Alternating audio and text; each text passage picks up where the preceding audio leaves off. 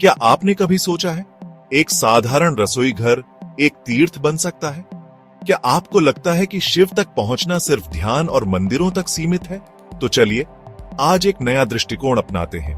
चलिए आज एक अद्भुत साधना के बारे में बात करते हैं। कभी सोचा है आपने शिव कहाँ है? क्या सिर्फ कैलाश पर, या किसी मंदिर की मूर्ति में, या फिर कहीं और भी? जरा अपनी आंखें बंद कीजिए और खुद से पूछिए, क्या मेरे भीतर भी शिव है? गृहस्थ जीवन, जहां शिव स्वयं ने अपना घर बसाया पार्वती के साथ। क्योंकि शिव केवल संन्यास नहीं है, वे संयोग भी है। वे केवल ध्यान नहीं, वो दिनचर्या भी है। अब सोचिए, क्या हम रसोई साधना नहीं बना सकते? गृहस्थ जीवन संघर्षों से भरा होता है, काम, परिवार, जिम्मेदारियां। पर क्या हम इन सब के बीच भी शिव को पा सकते हैं? हाँ, बिल्कुल। चलो एक कल्पना करें। जब तुम भोजन बनाते हो और तुम्हारा मन यह मान ले, मैं स्वयं अन्नपूर्णा का रूप हूं, अन्न का एक माध्यम, और यह भोजन मैं अपने शिव के लिए अर्पित कर रहा हूं, तो वह क्षण सिर्फ एक रसोई घर नहीं रहता, वह बन जाता है एक यज्ञशाला। हर मसाला एक मंत्र, हर आटा गूंथना एक तप, हर तवे की तपिश अग्निकुंड की ज्वाला बन जाती है। अब तुम केवल खाना नहीं बना रहे, तुम साधना कर रहे हो। तुम शिव को भोग नहीं दे रहे, तुम उन्हें प्रेम परोस रहे हो। और जब तुम थाली सजाते हो तो उसमें केवल अन्न नहीं होता, वहां परोसी जाती है श्रद्धा। हर दाल, हर रोटी, हर चावल का दाना एक मौन प्रार्थना बन जाता है, जिसे शिव स्वयं प्रसाद की तरह स्वीकार करते हैं। क्या आपने कभी ऐसा अनुभव किया है? कमेंट में जरूर बताइए।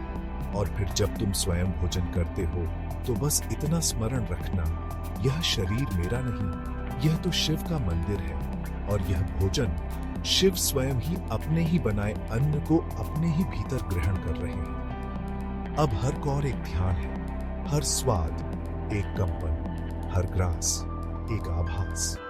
न वहां स्वाद की तृष्णा बचती है, न वासना की कोई चाह। केवल एक गहरी, शांत, ध्यानपूर्ण उपस्थिति शेष रह जाती है। अब देखिए, जब आप जल पीते हैं वह गंगा बन जाती है, जब हाथ धोते हैं वह अभिषेक बन जाता है, जब बर्तन मांजते हैं वह पार्वती की सेवा बन जाती है।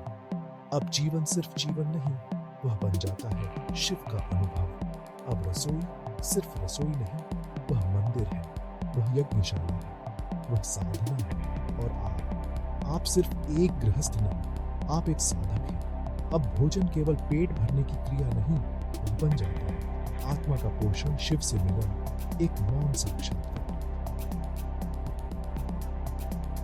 शिव केवल ध्यान में नहीं, वो तवे की आग में है, चावल की भाप में है, रोटी की गोलाई में है। जिन्हें तुम दीपक में खोजते हो वो शायद तुम्हारे चूल्हे की आंच में मुस्कुरा रहे हो। भोजन अब आत्मा को पोषण देने का साधन बन जाता है।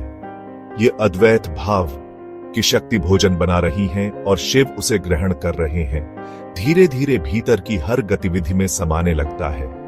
अब जीवन केवल जीना नहीं है, वह शिवत्व में ढलना है। यह वीडियो एक निमंत्रण है कि हर गृहिणी, हर गृहस्थ, हर साधक सिर्फ ध्यानस्थ होकर ही नहीं, बल्कि भोजन बनाकर, परोसकर और ग्रहण करके भी शिव को पा सकता है। शिव सिर्फ ध्यान में नहीं, वे तवे की आग में भी हैं, चावल की भाप में भी हैं, और रोटी की गोलाई में भी। जिन्हें तुम पूजा के दीप में खोजते हो वो शायद तेरे चूल्हे की आंच में मुस्कुरा रहे हो। हर आटा गूंथना एक तप। जब तुम आटा गूंथते हो तो वह केवल एक शारीरिक क्रिया नहीं होती, वह एक तपस्या होती है जो तुम्हारे मन को स्थिर और शांत करती है। हर तवे की तपिश एक आहुति।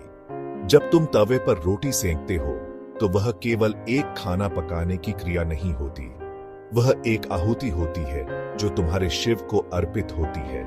जब तुम इस भावना के साथ भोजन बनाते हो तो वह केवल एक साधारण भोजन नहीं रह जाता, वह एक प्रसाद बन जाता है जो तुम्हारे शिव को अर्पित होता है। इस प्रकार जब तुम भोजन बनाते हो तो वह एक पवित्र अनुष्ठान होता है जो तुम्हें दिव्यता के करीब ले जाता है। शिव की आराधना हमें आत्मिक शांति और संतोष प्रदान करती है। यह हमें जीवन के हर पहलू में मार्गदर्शन करती है। रसोई में साधना आराधना का ही एक रूप है। हर सामग्री शिव की भक्ति में लीन हो जाती है। रसोई एक मंदिर बन जाती है और हम पुजारी। तो अब आप बताइए, क्या आप अपनी रसोई को साधना का स्थल बना सकते हैं? क्या आप हर रोटी को भक्ति का भोग बना सकते हैं? कमेंट में लिखिए, सब्सक्राइब करें और वीडियो को शेयर करें उन सभी गृहस्थों के साथ जो साधक बनना चाहते हैं।